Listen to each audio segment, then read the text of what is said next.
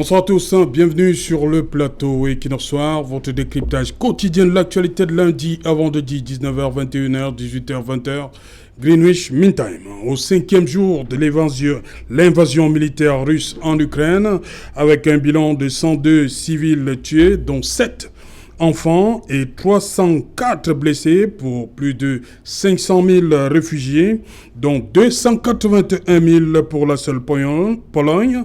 Les pourparlers entre les deux pays ont commencé ce jour au Bélarus. Des discussions qui s'ouvrent au moment où l'armée ukrainienne constate que Moscou a ralenti le rythme de l'offensive. Après que Vladimir Poutine eut demandé vendredi dernier à l'armée ukrainienne de prendre le pouvoir, c'est au tour de Volodymyr Zelensky d'appeler les soldats russes à déposer les armes. Lequel des appels sera entendu en premier? La question reste posée. Au soir de l'invasion militaire russe en Ukraine, le président Zelensky esselé ne semble plus l'être. Au regard des soutiens logistiques multiformes dont bénéficie son pays depuis quelques jours. C'est au 4e jour de l'invasion que Vladimir Poutine a décidé de mettre en alerte la force dissuasive de l'armée russe. Le Kremlin justifie la mise en alerte de sa force de dissuasion par l'ensemble des déclarations belliqueuses de l'organisation du traité de l'Atlantique Nord envers la Russie. Madame, Monsieur, tout à l'heure à 20h, c'est la grande édition d'informations présentée par Cédric Noufelin. Je vous retrouve après pour Equinox Soir, deuxième partie. Ce sera le temps du débrief.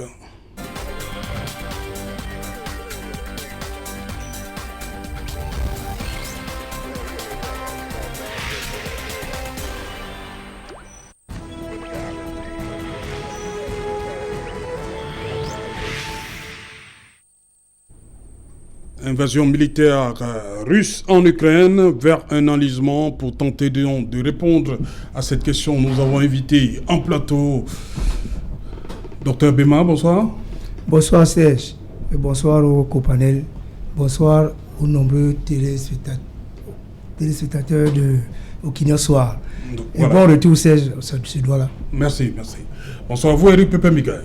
Bonsoir Serge, bonsoir à nos milliers de téléspectateurs, bonsoir à nos compatriotes des régions les plus reculées qui sont les fidèles téléspectateurs de cette émission. À côté de vous, Dr Dalvaris Ngoutou, bonsoir. Bonsoir Serge Alain, bonsoir mes copanélistes. Un bonsoir particulier aux enseignants camerounais qui ont fait de nous ce que nous sommes aujourd'hui. Voilà, en face de vous, il est là également une fois plus, Dr Freddy Lagmé, bonsoir. Bonsoir M. Serge Alain autour et bonsoir à tous les copanélistes et à tous les abonnés de Equinox TV. Je profite d'espoir pour passer un bonsoir particulier au Dr Pekeke Abdel Salam, un retour qui est un frère et avec qui nous travaillons, n'est-ce pas, sur des questions de géopolitique et de stratégie. Voilà, nous parlons d'Ukraine ce soir. Nous allons d'abord on va arriver à Kiev, où nous attend Aurélien Toko. Aurélien, bonsoir. Oui, bonsoir Serge, à nos éditeurs et bonsoir à tous ces Camerounais qui nous suivent ce soir. Et Aurélien Toko, vous êtes à Kiev, vous m'avez dit que vous avez terminé avec les études de ce côté-là en 2016, vous y vivez avec votre famille et depuis l'invasion jeudi dernier, vous avez mis votre famille à l'abri, mais vous êtes resté à Kiev. Pourquoi? Non, monsieur Alain, oui, effectivement, j'ai terminé mes études en 2016 dans la ville de Vinitia, qui est une ville qui est au centre de l'Ukraine. Et je suis bel et bien arrivé en Ukraine en 2010. Où j'ai terminé les études en 2016. Et depuis lors, je suis fonctionnaire d'État en Ukraine, puisque je suis agent de service immigratoire ukrainien. Actuellement, je ne suis pas à Kiev parce que le début des bombardements, j'ai eu cette chance que j'ai été averti par mon beau-père, qui est colonel au niveau du SBO, c'est les services secrets ukrainiens, qui nous avait mis en alerte de pouvoir évacuer ma famille. Donc, ce qui veut dire, nous avons quitté dès le début des bombardements Kiev, où je me trouve actuellement dans une ville frontalière de la Roumanie, qui s'appelle Ismaël. Bon, mais effectivement, c'était pour mettre ma famille à l'abri, pour la traverser pour la Roumanie. Et moi, samedi, samedi de cette semaine, je devrais me rendre à la garnison de mon quartier à Kiev. Donc, je devais retourner sur Kiev, quoi. Et là, Sandjon, lui, il est en Pologne. Bonsoir, Oui, Sandjon. bonsoir, monsieur Alain Otto. Oui, bonsoir à tout le monde, bonsoir, chers participants. Je suis bien heureux d'être avec vous pour essayer d'éclaircir un peu la situation ici du côté de la Pologne. Sandjon, vous êtes à Cracovie, en Pologne, c'est bien cela? Oui, je suis à Krakow, comme on prononce souvent ici en polonais, mais c'est Cracovie en français dans le sens dont tu t'aimes. Bah, vous avez Wilfried Ekanga. Bonsoir, Wilfried. Bonsoir Serge Alain Otto, bonsoir à tous les auditeurs d'Equinox TV. Un bonsoir spécial à notre compatriote Monsieur Toko qui se trouve en Ukraine actuellement. Et voilà, une pensée forte à tous nos compatriotes qui sont de ce côté-là et qui se retrouvent malgré eux pris entre deux feux, entre l'étau qui en fait n'est que le produit des bagarres que se livrent deux blocs super puissants pour leurs intérêts particuliers. C'est d'ailleurs de ça qu'on va discuter au cours de cette émission. Merci de l'invitation et bonsoir. Wilfried, je reste avec vous. Hein. On a eu comme l'impression que c'est l'histoire qui se répétait avec la fameuse expression, la Blitzkrieg, c'est-à-dire la guerre éclair. Vous êtes à Francfort, vous comprenez à quoi je fais allusion. Nous sommes rendus au 5e jour. Pourquoi les choses ne se sont pas dessinées comme on l'attendait? Pourquoi Kiev résiste toujours selon vous? Pour deux raisons principalement. Vous savez, Blitz en allemand, ça veut dire l'éclair, et Krieg, c'est la guerre. Donc, Blitzkrieg, ça veut dire une guerre rapide, une guerre un peu comme la guerre de 6 jours avec Israël. Voilà, donc Blitzkrieg, c'est une attaque ponctuelle et qui se déroule en un laps de temps assez réduit et qui fait que voilà, l'objectif est atteint dans un intervalle relativement court. Donc l'idée, en tout cas sur l'assaut de Vladimir Poutine sur la Pologne, c'était justement d'atteindre ses cibles en quelques jours, voire en quelques heures, et après de poser ces conditions sur la table. Les choses ne se déroulent pas comme prévu pour deux raisons.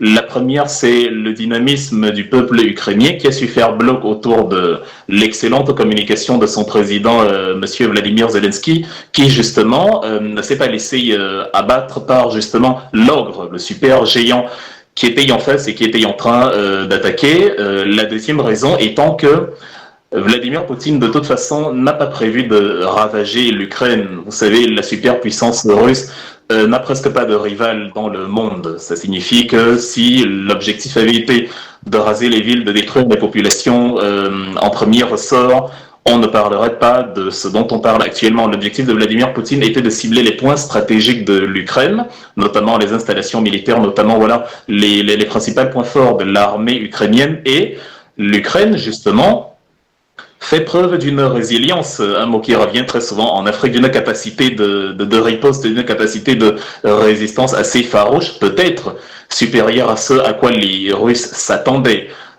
Si on ajoute à cela le soutien aussi bien émotionnel, politique, international assez fort, voire logistique quelque part, évidemment, les choses durent plus longtemps que prévu. Mais de toute façon, ce n'est pas de cette façon qu'il faut aborder la chose, avec cynisme, en se disant est-ce que la Russie, combien de temps il faudra pour que la Russie mette l'Ukraine à genoux? Il y a un fait qui est clair, c'est qu'il n'y a pas photo entre les deux pays. Il y a un géant contre une puissance relativement insignifiante face à la Russie. Il s'agit en tout cas de questionner les enjeux. Qu'est-ce qui pousse telle puissance à faire telle action? Et dans un second temps, justement, de privilégier, en tout cas, la solution la moins ravageuse, parce que, comme je disais tout à l'heure, Monsieur Toko et beaucoup de nos compatriotes, y compris des citoyens ukrainiens voire européens, souffrent d'une guerre à laquelle ils n'ont pas été, dont ils n'ont pas été à l'origine, à laquelle, enfin, qu'ils n'ont pas voulu, qu'ils n'ont pas ourdi, et justement, il faut remettre les sujets de négociation sur la table pour que le minimum de gens possible perdent la vie. Il y a des raisons qui ont conduit à ce conflit, il faut remettre ces raisons sur l'échiquier des débats, et il faut justement trouver une sorte de terrain d'entente. C'est sur ce côté-là qu'il faut analyser la chose, mais en tout cas, dans un premier temps, les raisons pour lesquelles le conflit dure, c'est, je résume, l'intention pour Vladimir Poutine de cibler les points stratégiques, même s'il y a des dommages collatéraux, évidemment, et ces dommages avec des civils. Et de l'autre côté, c'est le rassemblement, la dynamique du peuple ukrainien autour de son président Vladimir Zelensky qui fait qu'il est soutenu, il est très aimé, sa cote de popularité a grimpé et les Ukrainiens civils comme militaires n'entendent pas abandonner aussitôt la partie face à Moscou. Docteur Goudjou, vous êtes d'accord avec cette vue de Wilfried Ekanga, le peuple derrière son leader Zelensky, ce qu'on s'attendait à voir n'est toujours pas arrivé, hein? Ça fait 5 jours. Je suis d'accord avec mon frère Wilfried, que je salue déjà. En passant, mais sur certains aspects seulement. Premièrement, on ne peut pas parler d'enlisement, puisque l'enlisement, vous êtes en train de parler d'une guerre. On sait quelques cas d'enlisement. Oui. Les Américains... C'est une interrogation. Oui, les Américains, on ne peut pas d'enlisement dans leur cas. Par exemple, au Vietnam, ils ont commencé la guerre en 1965. Oui. Ils ont terminé en 75, 10 ans. Oui. Les Américains, ils étaient en Afghanistan récemment. 2021, plus de 20 ans. Les Français étaient au Mali là. Ils sont en train de partir 8 ans. Aucun objectif atteint. Hier encore, le général Igor Konachenkov, qui est le porte-parole du ministère russe de la Défense, faisait le bilan. 4 jours, 5 jours de guerre, ils ont atteint 1214 objectifs militaires, qui sont les cibles en réalité de l'opération. Parce qu'on a parlé d'une démilitarisation, donc ciblage et destruction du matériel militaire. Les objectifs sont atteints à ce niveau-là. En réalité, jusqu'à présent, et les hommes qui ont été mis jusqu'à présent, qui ont été positionnés à la frontière. On sait quand même que Vladimir Poutine est sorti vendredi pour demander aux militaires de prendre le pouvoir. Oui, mais non, négliger cet aspect. Non, mais aux militaires ukrainiens. Oui, justement, oui. Et ils ne sont pas suivis. Voilà pourquoi. Non, pas qu'ils sont pas. Non. Vous savez, pourquoi les militaires ukrainiens n'ont toujours pas pris le pouvoir? Non, vous dites bien que ça fait 2-3 jours qu'il a dit. Il l'a dit vendredi, il a demandé vendredi. Oui, justement, c'est pas parce qu'il a dit aujourd'hui que demain quelqu'un va se soulever là pour aller prendre le pouvoir.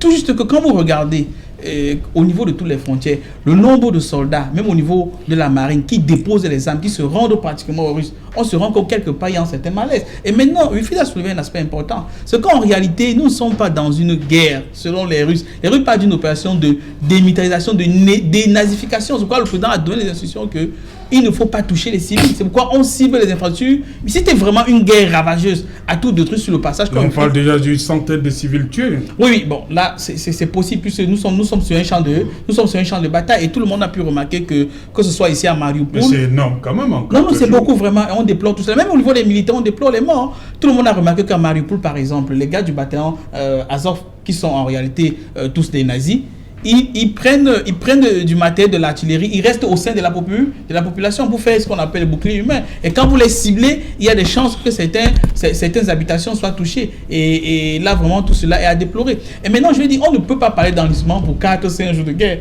J'ai cité quelques cas, on parle de 10 ans, de 20 ans, de 8 ans. Ça, c'est ce qu'on appelle l'enlisement. Et actuellement, la preuve en est, après 3 jours de guerre, le président Zelensky a demandé les négociations. Il a même voulu opposer un certain nombre de conditions. C'est-à-dire quand on lui a dit de faire les négociations à Gomel, en Biélorussie, il a dit que non, les éléments armés quittaient de la Biélorussie pour frapper l'Ukraine, on ne peut pas faire. On lui a dit non, ce n'est pas une négociation. Il a proposé Istanbul, Varsovie, et après il était contraint d'accepter et d'envoyer le ministre de la Défense en négociation en Biélorussie. Et quand ils sont arrivés en Biélorussie, les Russes étaient clairs. Oui, bon, disons non, c'est en Biélorussie dans tous les cas. Il y a une pan qui est ici, là, mais ils sont en Biélorussie. Et quand ils sont arrivés, ils ont posé des conditions. Le collègue, en fait, des instructions, parce que Madinsky, qui est un des conseillers du président Poutine, a dit les conditions simples. Ils ont demandé pour eux, les Ukrainiens demandent. Oui, très très grand stratège. Pour eux, c'était que l'armée russe doit déposer les armes, du moins doit quitter la nation, arrêter tout. Les Russes ont dit, nous n'avons que 3 conditions pour qu'on puisse vraiment parler de paix. Et en ce moment-là, dès qu'ils ont demandé, ils ont demandé à leur troupes d'arrêter l'intensification des combats. C'est pourquoi les Russes avaient baissé l'intensification. Et ils ont dit, premièrement, il faut dénazifier l'Ukraine. Ça, c'est d'un. Deuxièmement, il faudrait que l'Ukraine soit neutre. Troisièmement, pour eux, c'est incontournable. Il faudrait que l'Ukraine elle-même reconnaisse le caractère russe de la Crimée. Ce sont les 3 conditions fondamentales. Ils ont discuté jusqu'à tout à l'heure. Ensuite, chacun s'est séparé. Ils sont promis que demain, ils vont continuer les discussions. Je vais dire, vous ne pouvez pas atteindre plus de 1000 objectifs militaires. Vous avez marché jusqu'à... Vous avez encerclé Kiev. Vous évitez les civils en 4-5 jours. Et votre président demande la négociation. et vous trouvez que vous êtes en train de gagner la guerre. Moi, je pense que en 5 jours seulement, moi, je pense que pour le moment, la guerre est en train de se dérouler et on souhaite que la guerre passe très très rapidement, hein, puisque dans tous les cas, ce sont les vies humaines. Mais quand on regarde les causes de la guerre, le déroulement de la guerre, les conséquences de la guerre, on se rend compte que les personnes même qui tirent, les ficelles derrière, ce sont les puissances occidentales qui sont pratiquement en train d'envoyer les Ukrainiens à la mort. Ils ne sont pas là pour mourir à la place. Ils disent qu'ils envoient, par exemple, les gars disent qu'ils veulent la paix, mais ils ont quand même 450 millions d'euros pour acheter le matériel létal, c'est-à-dire les armes, les avions pour envoyer. Mais qui va combattre avec cela? Contre qui?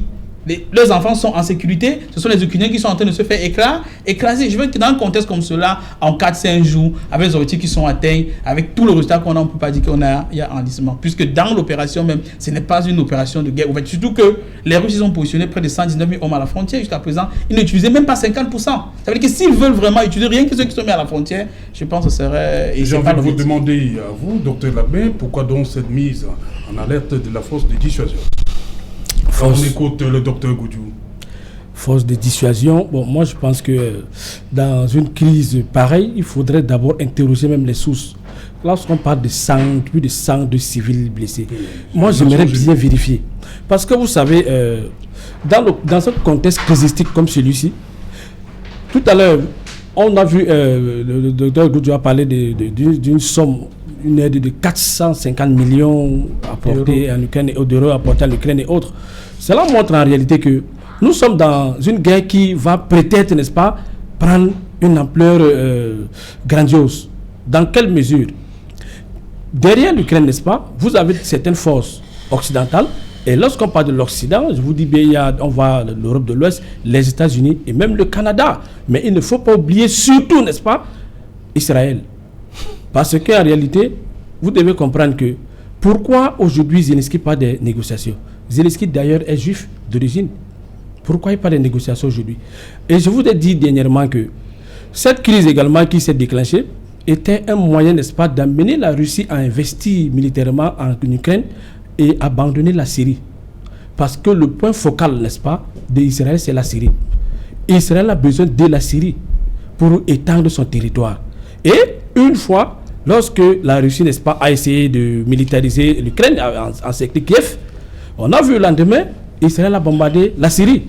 Or, maintenant, la Russie donc a 2 zones géostratégiques pour, n'est-ce pas, son économie et son commerce maritime. Il y a la Crimée et il y a la Syrie. La Syrie, pourquoi? Parce qu'elle passe par les mers chaudes. Elle passe par la Syrie pour avoir accès aux mers chaudes et faire du commerce maritime. Et la Crimée également, c'est un moyen, n'est-ce pas, d'avoir accès, n'est-ce pas, à la mer Noire. Voilà les 2 points stratégiques sur lesquels la Russie s'appuie. Parce que la Russie elle-même, elle est vaste, mais se retrouve, n'est-ce pas, dans les mers froides où le commerce maritime est innavigable. Voilà pourquoi effectivement il y a un enjeu. Alors que après la Deuxième Guerre mondiale, les forces nazies se sont arrêtées où? Face, n'est-ce pas, à la mer Rouge. Je ne sais pas très bien si c'était en Ukraine ou bien, mais vous allez vous rendre compte que c'est comme si on est en train de recommencer justement ce même périple crisistique. Pourquoi? Parce qu'en réalité, il faut comprendre que la crise, même Hitler, parce qu'il faut désinformer justement une information qu'on enseigne partout à nos enfants. Soit disant que l'un des motifs c'est qu'il fallait neutraliser Hitler parce qu'il a tué plus de 6 millions de juifs par la Deuxième Guerre mondiale. Chose qu'il faut vérifier. Nous ne sommes pas dupes. Il faut vérifier. Et d'ailleurs, il y a certaines sources qui disent que Hitler lui-même était juif.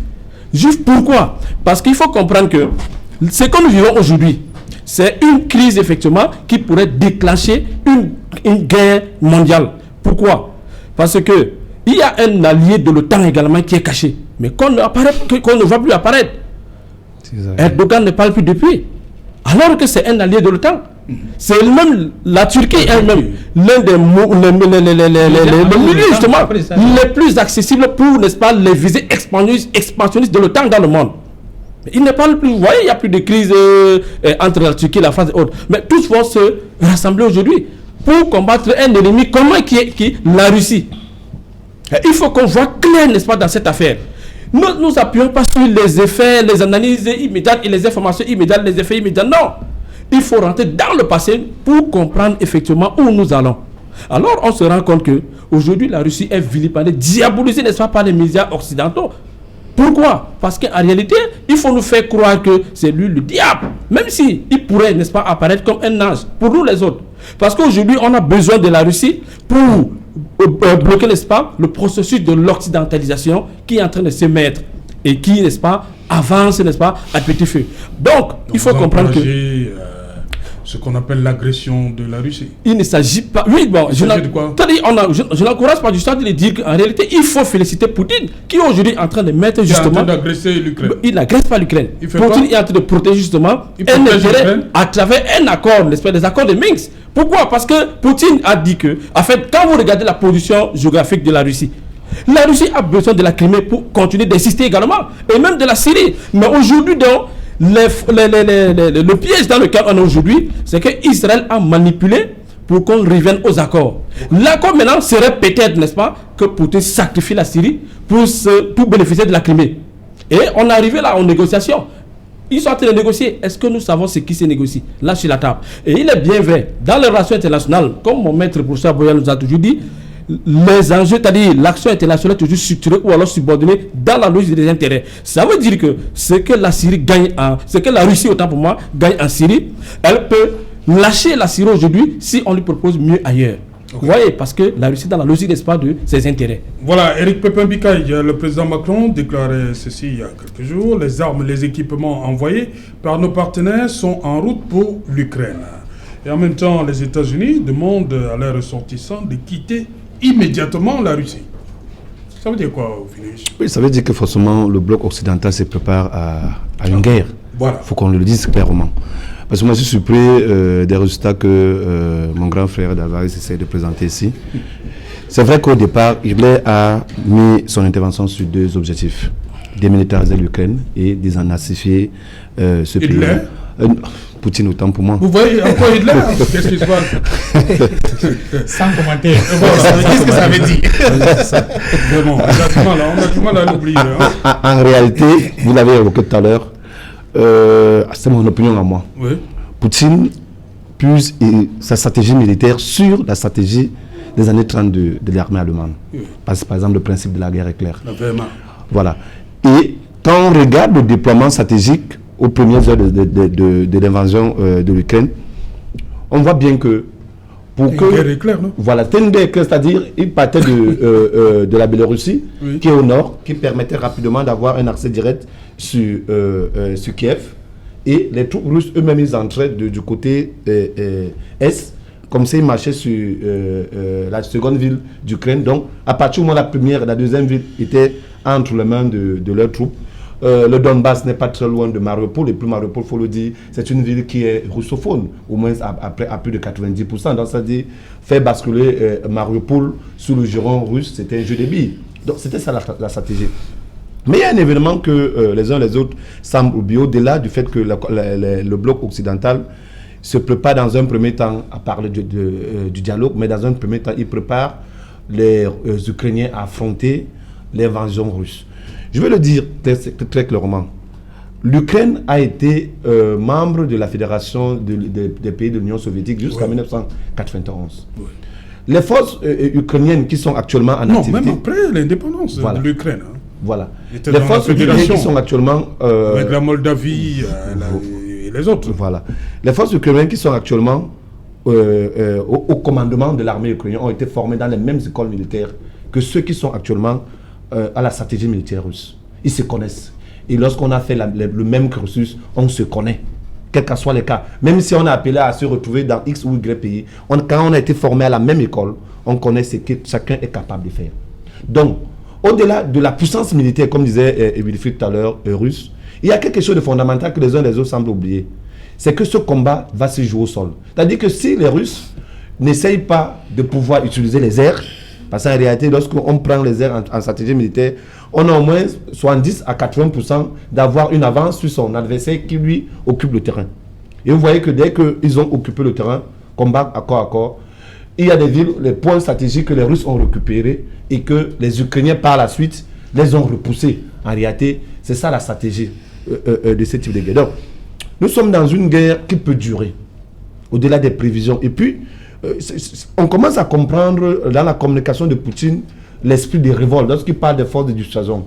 Parce que pour quelqu'un qui avait tout prévu, qui fait plusieurs discours depuis le début de cette offensive, et qui revient plus tard, il dit, ok, on augmente de degré, on passe à un degré supérieur avec les forces de dissuasion. Ça traduit davantage le fait que les stratégies de départ ont subi une opposition sur le terrain. Docteur Goudjou n'est pas d'accord. Oui, il dit que c'est un peu trop tôt. Il faut comprendre le principe de dissuasion. Il était prévu. Les forces de dissuasion. J'ai choisi le terme blitzkrieg. Oui, exact. Il faut peut-être préciser le terme fort de dissuasion. Quand on dit fort, il faut comprendre. Il dit, quand il est avec Sergei Shoigu, le ministre de la Défense, le général Valéry Gerasimov, le chef d'état-major, il dit, j'ai demandé au ministre de la Défense, au chef d'état-major, d'actionner l'alerte spéciale de nos forces de dissuasion. Ce n'est même pas... Au 5e jour. Oui, il faut bien comprendre. Qu'est-ce que les forces de dissuasion? La composante force de dissuasion n'est pas que nucléaire. Il y a un ensemble d'éléments que vous utilisez même de manière conventionnelle, mais qui rentrent dans la dissuasion. Quand vous prenez par exemple un missile comme Satan 2, un seul missile Satan 2, ça peut détruire la France. Ça n'a pas besoin d'avoir une chaîne nucléaire. Ça rentre dans les composantes de dissuasion. Et ce n'est même pas l'alerte... Il dit, c'est une alerte spéciale. Puis dedans, il y a pratiquement tout un carnaval pour arriver à la lettre rouge. Il y a du vert, il y a d'orange, il y a du jaune, il y a le rouge clair et le rouge foncé. C'est là où... Donc je vais dire, ça c'est des statuts spéciaux. On a eu la chance d'être sur ce plateau jeudi au soir du déclenchement de cette invasion. Et mon aîné Dalva disait justement c'est une histoire de quelques jours. On est d'où dans quelques jours? On est que 4-5 jours. Hein. Et ils sont en négociation déjà. Donc, quelques jours là, ça se résumait même à quelques heures. Déjà à une guerre du Sud. Ça se résumait à quelques heures. Mais on se rend compte que cette guerre peut se prolonger. Ouais. À côté de ça, Zelensky, on l'a dit. Voilà, on l'a évoqué tout à l'heure. Il est d'origine juive. Tout à l'heure, le docteur Larmé a essayé de faire un parallèle entre la position des origines de Zelensky et le fait qu'il mène une communication offensive qui, forcément, jusqu'à date, plaide à sa faveur. Parce qu'en réalité, le drogué, comme le qualifie Poutine, dit, on a comme l'impression qu'il est en train de passer en revue un certain nombre de pièges tendus par son rival de guerre par rapport à la manière dont tu communiques. Et cette manière dont tu communiques fait en sorte que ça régaradit le peuple. Ça galvanise le peuple. Si bien que vous avez vu un documentaire, par exemple, diffusé dans une chaîne locale internationale hier, où on montre publiquement la distribution des armes à près de 20 000 personnes. Et de manière générale, il y a une sorte de mobilisation en Europe. C'est-à-dire la plupart des Ukrainiens qui étaient dans les pays comme Pologne, Roumanie et tout ça, qui menaient leur vie tranquille, sont en train de rentrer l'arme aux yeux pour combattre. Donc c'est une guerre qui va se prolonger. Elle peut s'achever si il passe en appel adjoint. Poutine. Si Poutine passe en revue ces menaces, il les met en exécution en utilisant l'arme nucléaire. Vous voyez que le premier site militaire qui a été pris, c'était Tchernobyl. Et c'est pas un hasard. Okay. Voilà, docteur Béma, pour vous, on est rendu au 5e jour. Au 5e jour. Est-ce que c'est ce que les Russes avaient prévu sur vous? En fait, ce sont les stratèges. On ne peut pas dire qu'ils ont prévu que ça soit 2 jours, 3 jours. Parce que en attaquant l'Ukraine, le président Poutine sait qu'il attaque l'OTAN. Oui. Donc, derrière l'Ukraine, il y a l'OTAN. Et derrière l'OTAN, on connaît qu'il y a encore l'OTAN. Donc, Poutine, dans sa stratégie, c'est là où il va. Je pense que ce sont des méthodes. Si les gens résistent, il va aller plus fort parce que lui fait ce qu'il dit. Poutine, lui, fait toujours ce qu'il dit. Donc, si les gens ne cherchent pas à négocier fortement, que la paix revienne, nous allons aller dans une guerre un peu plus longue. Parce que les Russes, la Russie ne sera pas seule. Oui. L'Ukraine a des alliés avec elle, qui sont aussi des gens mobilisés, qui ont aussi les moyens, qui combattent aussi. Donc c'est ça le problème. Moi, l'inquiétude encore, c'est que le président ukrainien qui demande aux civils de prendre les armes. Moi, je ne sais pas si c'est... Mais lorsque le pays est en danger, il a parlé de 18 à 60 ans, ils sont interdits de sortir. Oui, il sait à qui l'affaire. Mais quand il demande aux civils de prendre les armes, c'est envoyer ces gens au mouroir. Mais il s'agit de pièges. Mais le pays est en guerre. Le pays en guerre. Voilà, on va par Israël. Armel, on va aller à Cracovie. Armel, vous avez décidé d'accueillir les Camerounais qui ont traversé, on va le dire comme ça, la frontière. Vous avez une idée de combien sont déjà arrivés? Parce que lorsqu'on préparait cette émission, vous m'avez dit que vous étiez, je crois, à la gare. Vous attendiez des Camerounais qui devaient traverser. Ahmed Sandjon, depuis Cracovie. Oui.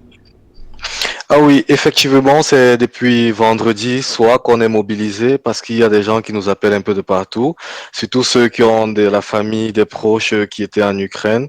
Parce que quand ça a commencé, en fait, on ne savait pas que ça devait prendre ce genre d'ampleur.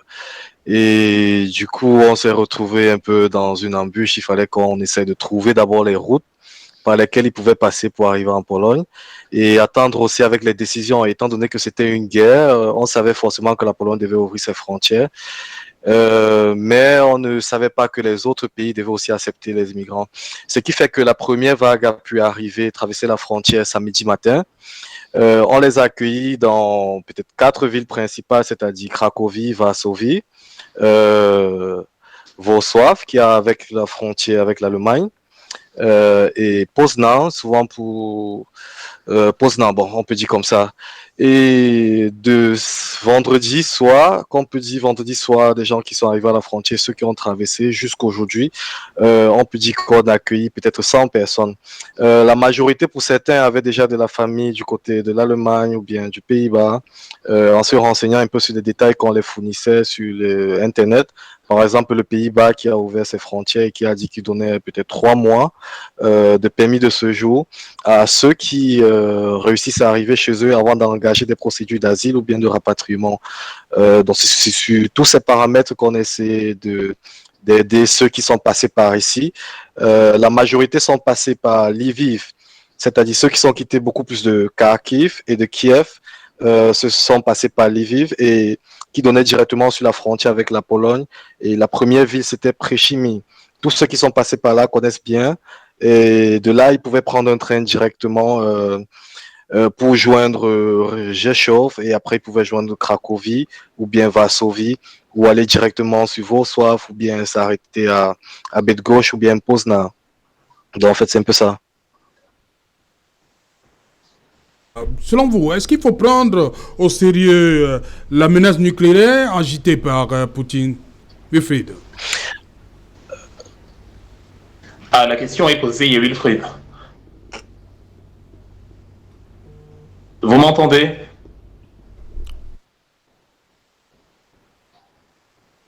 Au sérieux la menace nucléaire agitée par Poutine? Est-ce qu'il faut prendre au sérieux la menace agitée par Poutine? Oui, il faut toujours prendre au sérieux les menaces nucléaires. Il vaut mieux prendre au sérieux et constater après que ça n'a pas eu lieu, plutôt que de se dire il ne va pas le faire et c'est fini par avoir lieu. Vous savez, il y a la jurisprudence Adolf Hitler. Quelqu'un parlait de Hitler tout à l'heure. Je ne vais pas comparer Poutine à Hitler parce que je ne suis pas dans la logique selon laquelle, dans une situation de guerre, il y a des méchants, il y a des gentils. C'est naïf de penser comme ça. Mais on se souvient qu'une discussion entre Adolf Hitler et son homologue britannique Chamberlain s'était soldée par une sorte d'accord où Chamberlain disait, est retourné chez lui en Angleterre, et il a dit à son peuple et aux Européens, j'ai discuté avec Adolf Hitler et il m'a promis qu'il n'annexera pas la Pologne. On a aussi eu un élément comme ça entre le même Vladimir Poutine cette fois-ci avec Emmanuel Macron. Le même scénario plus ou moins s'est produit où à la suite d'un dialogue avec Emmanuel Macron, Vladimir Poutine dit « Oui, j'ai plus ou moins entendu ce que tu me dis ». Et Macron est retourné en France dire à son peuple que il y aura une rencontre dans quelques jours entre Vladimir Poutine et Joe Biden parce que voilà, j'ai discuté avec le président russe et on est plus ou moins dans la voie de la pacification, des négociations. Mais on se souvient que c'est plus ou moins dans cet intervalle-là que Vladimir Poutine, justement, est allé assaillir l'Ukraine. Donc, quand on a des éléments comme ça, évidemment, on joue la carte de la prudence où on se dit une menace comme la menace nucléaire, surtout que Poutine n'a pas prononcé le mot menace nucléaire, il a dit force de dissuasion. Ça fait que, comme le disait le docteur Delvarez tout à l'heure, ça peut être une arme de plus grande ampleur que les armes actuellement, sans être pour autant la bombe atomique, c'est-à-dire ça peut donc être une arme certes puissante, mais qu'on peut utiliser. Et pourquoi Poutine le dit? C'est parce qu'il aimerait expliquer au monde, et c'est ce qu'il est important aussi que les Camerounais comprennent, il aimerait expliquer au monde qu'il ne s'agit pas de l'Ukraine. Malheureusement, comme nous avons le côté humain et comme on voit des civils qui perdent la vie et comme nous, Camerounais, on a des compatriotes là-bas, évidemment, on se dit ce n'est pas bien de ce que Poutine fait, de marcher sur un pays souverain, un pays qui est pays en paix et voilà, de larguer les bombes comme ça jusque dans la capitale, ça ne se fait pas. C'est voilà, c'est comme voir venir l'ange de la mort dans son village. Mais il ne s'agit pas de ça et c'est ce que Poutine cherche à faire comprendre. Poutine n'aimerait pas que l'Ukraine soit utilisée comme le marchepied des puissances occidentales pour asseoir justement la domination, l'occidentalisation comme cela a été posé ici. Il n'y a pas de gentil, il n'y a pas de méchant dans cette affaire, mais il y a des causes lointaines. Et c'est ce qui est important en analyse politique. La meilleure façon de résoudre une guerre, ce n'est pas de dire tel était gentil, tel était méchant, il nous a fait du mal alors que nous on était gentils. Non, on résout une guerre en questionnant pourquoi est-ce que celui que nous appelons méchant aujourd'hui a agi. Et pourquoi Poutine a agi?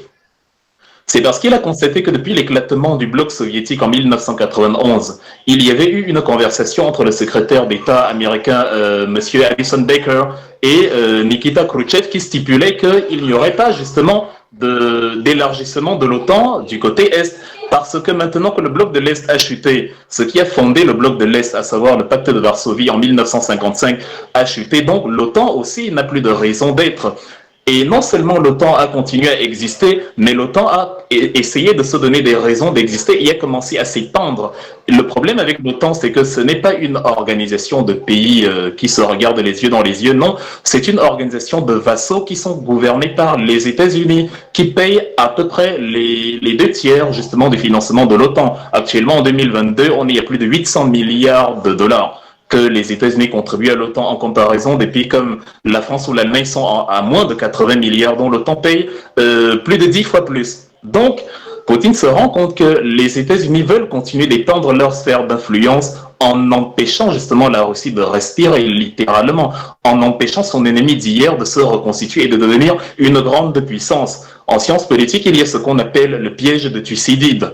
C'est-à-dire quand vous voyez une nation moins forte que vous commencer à émerger, vous l'attaquez avant qu'elle ne vous attaque. Et c'est ce que les États-Unis ont fait à travers l'OTAN, une attaque subtile. Ils ont pris les pays baltes, l'Estonie, la Lituanie, la Lettonie, ils ont pris la Turquie, ils ont pris la Bulgarie, ils ont pris des pays qui appartenaient autrefois au bloc de l'Est, de l'autre côté de ce qu'ils appelaient le rideau de fer. Et donc Poutine se dit, l'Ukraine est maintenant le dernier bastillon. Certes, oui, il y a les pays baltes qui sont déjà mes frontières et tout, mais l'Ukraine partage près de 1600 km de frontières avec la Russie. Si je laisse les Américains, à travers l'OTAN, faire adhérer l'Ukraine à une entité adverse à moi, je me fragilise davantage. Donc il faut que l'Ukraine reste ce qu'elle a toujours été. Il faut que le bloc de l'Est, de toute façon, aurait dû rester ce qu'il a toujours été. Mais je me fais assaillir par des gens qui veulent pérenniser leur puissance, qui veulent continuer de maintenir le monde sous le giron américain, qui ne supportent pas que la Chine ait émergé depuis les années 2000, qui ne supportent pas que la Russie, après Boris Eltsine, ait eu un dirigeant qui a un peu plus de panache et qui a redonné une dynamique économique et politique et militaire à la Russie. Donc Poutine dit, moi je vais y attaquer en premier et justement marcher sur l'Ukraine pour dire à l'Ukraine que ne commets pas l'erreur d'oublier la famille à laquelle tu appartiens. Et maintenant, comme d'autres puissances sont en train de se mêler, les États-Unis, la France, qui livrent des armes, l'Allemagne, qui ne livre pas des armes, a dit maintenant on va livrer les sanctions économiques, les sanctions financières, le système international SWIFT bloqué à plusieurs banques russes. Poutine, il dit, comme vous n'avez pas écouté ce que j'ai dit, je vais vous montrer que je ne plaisante pas. Ça fait certes partie de la communication de guerre où on intimide l'adversaire en lui disant oui, on peut, mais avec Poutine justement, il faut compter sur le fait qu'il est possible qu'il passe justement à une étape supérieure en réalisant justement ce qu'il a dit pour montrer sa supériorité, en sachant que ça changera totalement l'ordre géopolitique actuel. Donc comme je disais, en entame, si les Ukrainiens sont encore entre guillemets... Merci Wilfried. Une question pour Aurélien. Aurélien est OK. Vous avez dit que vous n'êtes pas à Kiev pour le moment. Est-ce qu'on peut avoir une idée du nombre de Camerounais recensés de manière globale en Ukraine? Combien sont déjà partis? Combien reste-t-il encore sur place en Ukraine? De manière globale, Serge Alain, je ne pourrais pas vous répondre, mais dans la ville de Kiev particulièrement, je peux vous passer l'information que dans la ville de Kiev, on a 800 Camerounais vivant rien que dans la ville de Kiev. Bon, maintenant, de manière globale, dans toute l'Ukraine, là, je ne pourrais pas vous répondre. Et ce qui concerne les Camerounais qui se sont déjà rendus au niveau de la frontière, parce que j'en en ai aidé beaucoup, des étudiants qui étaient dans la ville de Kirovograd, de Vinicia, que j'ai pu aider ici pour se retrouver au niveau de la frontière de la Roumanie, qui est plus accessible par rapport à d'autres frontières telles que la Pologne et la Bulgarie et la Hongrie. Là, je peux vous dire, partant de la Roumanie, j'en ai fait partie 25 Camerounais partant de la Roumanie.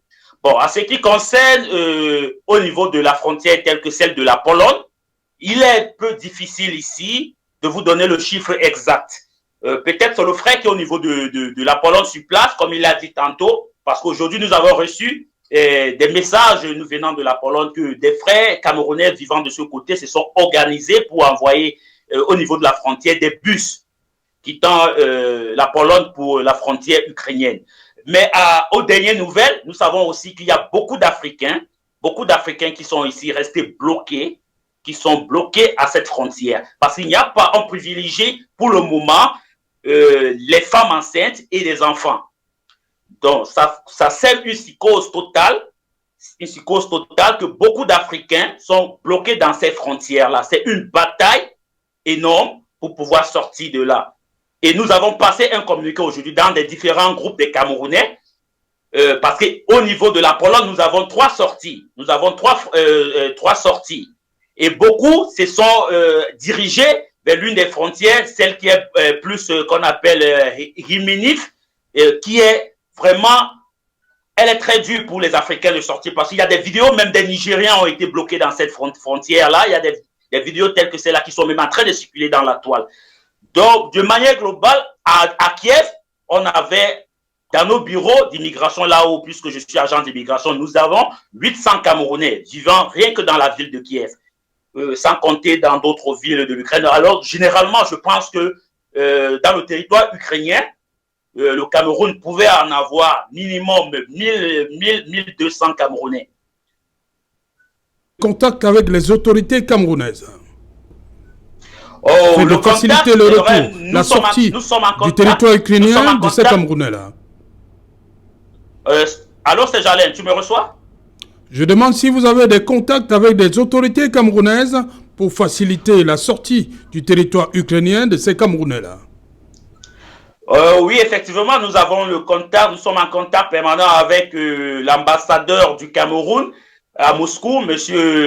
Baba Saleh, et le consul général, M. Bounia. Nous sommes en contact permanent, mais vous savez, les choses chez nous au Cameroun ne se passent concrètement. Pas. Voilà, les choses ne vont pas d'une allure, au fait, d'une vitesse. Comme nous voudrons. Bon, c'est vrai que nous avons appris que le ministère des Relations extérieures du Cameroun a pris d'énormes engagements pour sortir des Camerounais. Bon, ici, là n'est pas la préoccupation. La préoccupation majeure que les Camerounais veulent actuellement, ceux qui sont restés sur place, qui sont bloqués parce que les transports, depuis 3 jours, ont été mis gratuitement pour tous les étrangers qui voudraient se rendre aux zones frontalières. Et là, depuis hier, ces transports sont à l'arrêt total. À l'arrêt total. Donc, des Camerounais qui sont restés sur place, particulièrement ceux de Kiev, parce qu'il y a une énorme communauté camerounaise à Kiev qui est encore bloquée. Ils ont besoin que le gouvernement camerounais les participe, les assiste actuellement. Ils ont besoin, normalement, des finances actuellement. Et beaucoup qui sont au niveau de la Pologne, au niveau de la Roumanie, demandent l'assistance humanitaire camerounaise du fait du rapatriement, parce que c'est beaucoup de ces enfants que j'ai amenés de ce côté, ils ne voudront pas rester en Roumanie, parce que beaucoup sont des étudiants et beaucoup demandent à ce que le gouvernement camerounais fasse quelque chose pour pouvoir les rapatrier le plus tôt possible au Cameroun. Donc, il y a cette difficulté-là logistique déjà au niveau de ces pays. Et au niveau de la Hongrie, nous avons constaté qu'on ne laissait pas, dès les premiers jours, ne laissait pas les Camerounais entrer du fait qu'ils nous ont expliqué, et c'est tout à fait normal, que le gouvernement camerounais, ils n'ont pas reçu une notice venant du gouvernement camerounais. Mais alors, on leur a expliqué que c'est la guerre. Donc, ça veut dire, quand vous laissez les Ukrainiens passer, vous devez aussi laisser ces étrangers africains entrer votre territoire. Bon, là, ils attendent. Je ne sais pas si c'est déjà le cas depuis hier ou aujourd'hui. Ils nous ont dit qu'ils attendent que les autorités camerounaises fassent une notice au niveau de leur gouvernement sur place en Hongrie pour pouvoir... Merci Aurélien. On va écouter Armel Sandjon. Armel Sandjon, vous êtes, on va le dire comme ça, en Pologne. Et j'aimerais bien. Pologne, oui, en Pologne, 500 000, les chiffres que nous avons eus de ces réfugiés. La Pologne a accueilli près de 280 000, parmi lesquels les Camerounais. Et vous dites que beaucoup de ces Camerounais qui arrivent en Pologne ne restent pas, ils choisissent d'aller en Allemagne. Pourquoi ? Oui. Bon, je vais d'abord recommencer par le fait que, dès vendredi, dès que la nouvelle a été un peu répandue et qu'on attendait les premiers arrivés, en fait, on s'est mobilisé dans notre communauté camerounaise de la Pologne. Je pense que vous avez bien parlé de ça au départ. Et nous tous, on essaie de voir comment recenser les Camerounais qui étaient au niveau de la frontière, voir comment les aider. Et la frontière qui a été la plus populaire, qui est chez Chimi, où certains frères de notre communauté camerounaise sont partis sur place pour essayer de voir quelle est la situation. En fait, on s'est mobilisé de manière unanime parce que on ne peut pas tolérer. Ici en Pologne, depuis que je suis arrivé, c'est que on n'accepte pas qu'un Camerounais souffre. Si tu arrives et que tu n'as pas où dormir, on va essayer de te trouver un moyen de t'en sortir, de te couvrir, d'aller quelque part en attendant de trouver un travail. En fait, c'est comme ça qu'on fonctionne ici. Et dès qu'on s'est enquéri de la situation que des Camerounais étaient en train de traverser la frontière parce qu'ils fuyaient la guerre, on a pris toutes les informations et les contacts possibles pour essayer de les guider. Et on a fait même des cartes pour les orienter, parce que tous ceux qui sont passés par ici connaissent. Et quand M. Toutou a parlé des organisations, du moins, on va commencer par la frontière. Oui, effectivement, à la frontière, il y a eu un problème. Mais c'était pas un problème grave, c'était un problème de diplomatie.